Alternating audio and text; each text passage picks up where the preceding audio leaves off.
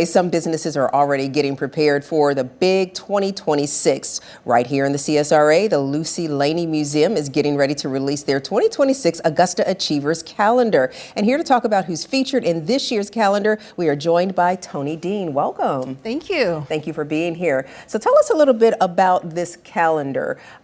This is the second time you all are doing it. Talk about the first one and kind of where the idea came from. Well, this is our second time doing it. The idea came from a friend of the museum, Dr. Darrell Nettles. He reached out and said, hey, I think it would be good if we do a calendar that helps us to document the accomplishments of many Black Augustans, many people who are so successful and maybe people are not aware of their successes. And he said it also would be a great fundraiser for the museum. We thought it was a good idea, so we went with it. And so what were the results of the first calendar? The results were really good. I mean, people were just surprised. They were excited. They learned things they did not know. And I should say one of the ways we came up with the honorees for the first calendar and the second was we formed a committee from the community. The museum stayed out of it, and the folks in the committee nominated folks, and then they voted on the honoree. So that's how it came about as far as who would be in the calendar. That's great. It's a great field, meaning that you I'm sure got information on people that maybe you wouldn't have thought of initially. Now this second calendar is coming out, and the people, as you mentioned, honorees, they will be focused one person per month on the calendar. Tell us a little bit about, or tell us who's featured in this second calendar. Well, we have several people featured. One person that I will highlight is someone who lived to be 109 years old, wow. Dr. Ruth B. Crawford. A lot of people know her. I'll just show you a picture of her right here. Yes. She was the founder of Shiloh Community Center in Turpin Hill, that section of Augusta. She was a volunteer executive director for 30 years, and she lived to be 109 years old. She had a lot of energy and well respected in the community, so we thought it would be great to start off with her.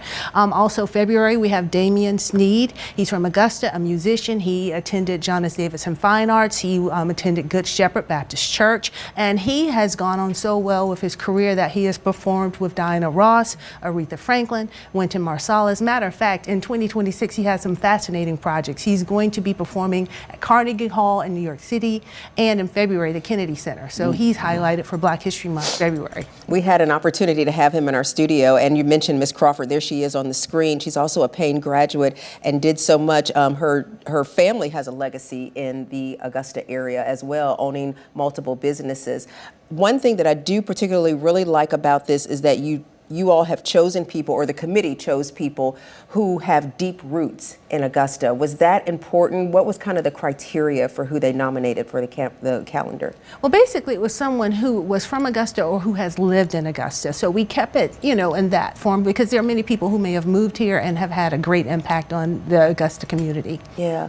So where can people get the calendars? And you mentioned that there's a signing as well. Tell us about that. Yeah, so you can purchase the calendars at the museum. If you're out of town or you want to send them out of town or anything, you can call us and we can ship them to you. But also on January 9th, that's just Friday, from 5:30 to 7:30, we are having a calendar signing. So folks can just stop in during that window and get their calendar signed by the honorees. Oh, all of them will be there?